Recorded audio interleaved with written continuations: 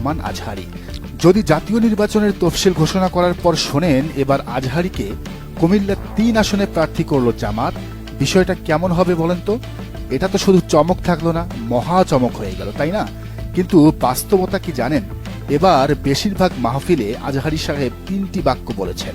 আগামীর বাংলাদেশ হবে কোরআনের বাংলাদেশ, একদল খাইছে আর একদল খাওয়ার জন্য রেডি, রাজাকার রাজাকার খেলার দিন শেষ। তো এই ৩ বাক্যে আপনারা কি খুঁজে পাচ্ছেন? এসব শুনে বিএনপি নেতাদের প্রতিক্রিয়া কেমন ছিল? তারা আজহারীকে জামাত নেতা বলেছে না, শুধু বলার মধ্যেই সীমাবদ্ধ থাকেনি, এরপর সিলেটের মতো জায়গায় তার মাহফিলে বাধাও সৃষ্টি করেছে। আজহারী সাহেব সে সময় বাধ্য হয়ে আগেই মাহফিল শেষ করে চলে এসেছেন। বিশ্লেষকরা মনে করেন মিজানুর রহমান আজহারী যদি সত্যিই চান এবার এই সুযোগে দেশে ইসলামী দল ক্ষমতায় আসুক, তাহলে তার নিজেরও এই প্রক্রিয়ার অংশ হওয়া উচিত। আর তিনি যদি এবার জামাত সহ অন্যান্য ইসলামী দলগুলোর যে জোট হবে সেই জোটের পক্ষে সরাসরি মাঠে নেমে ভোট চান, তাহলে সেই পথটা আরও সহজ হবে না? মানুষ দলে দলে কেবল তার কথা শুনে দলমত নির্বিশেষে ভোট দিবে। আর তিনি যদি একটি আসন থেকে ইলেকশন করেন, তাহলে সেই আসনে জিতবে এমন কারো সাধ্য আছে? কুমিল্লা ৩-এ বিএনপির হেভিওয়েট ক্যান্ডিডেট কায়কোবাদ কি জামানত হারানোর ভয়ে আগেই মাঠ ছাড়বেন না? ছাড়তে বাধ্য, অবশ্যই তিনি ছাড়বেন। এমনও হতে পারে আজহারীর বিপরীতে কোনো প্রার্থী সেখানে দিবে না কেউ। এরপর এমপি হয়ে আজহারী যদি সংসদে যান আর জামাতের নেতৃত্বে ইসলামী জোট যদি ক্ষমতায় আসে, তাহলে তাকে শিক্ষামন্ত্রী বানালে দেশটার শিক্ষা ব্যবস্থা কেমন হবে বলেন তো? শিক্ষা বাদ দেন, আজহারীকে স্বরাষ্ট্রমন্ত্রীর চেয়ারও কিন্তু মানায়। তার কথায় যেমন মায়া আছে, তেমনই আছে হুঙ্কার।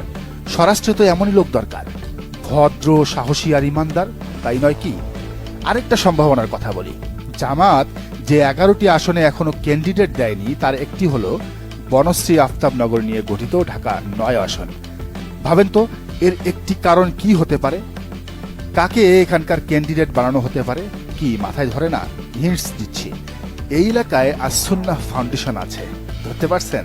হ্যাঁ, শায়েক আহমদুল্লাহর কথা বলছি। তার নামও কিন্তু জোরে সোরেই শোনা যাচ্ছে, বিশেষ করে নেট দুনিয়ায়।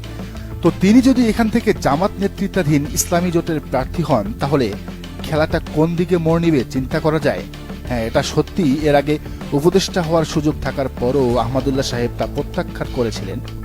কিন্তু সেই প্রত্যাখ্যানের পর তার কি এখন উপলব্ধি হয় যে তিনি ভুল করেছিলেন? হওয়ারই কথা, কারণ তিনি যদি এই উপদেষ্টা পরিষদে থাকতেন, তাহলে হয়তোবা নারী কমিশন নামের একটা ফালতু কমিশন গঠনই হতো না। কোরআন বিরোধী সুপারিশ করা তো দূরের কথা, এমন অনেক ইসলাম বিরোধী কাজ সরকার করার সাহস পেত না যদি এক আহমদুল্লাহ ইউনূস সরকারে থাকতেন।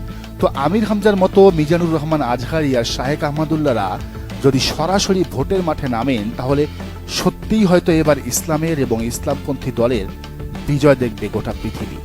মমতাজদের মতো মানুষদের জায়গা দিয়ে মহান সংসদ যে অপবিত্র বানিয়েছিল শেখ হাসিনা, তার জামাতের হাত ধরে কিছুটা হলেও পবিত্র হবে যদি সেখানে মাননীয় সংসদ সদস্য হিসেবে প্রবেশ করেন মিজানুর রহমান আজহারী এমপি, শায়েক আহমদুল্লাহ এমপিরা। দর্শক, আপনার কি মনে হয়, আলেমদের বেশি বেশি করে সংসদে যাওয়া কি উচিত নাকি উচিত নয়?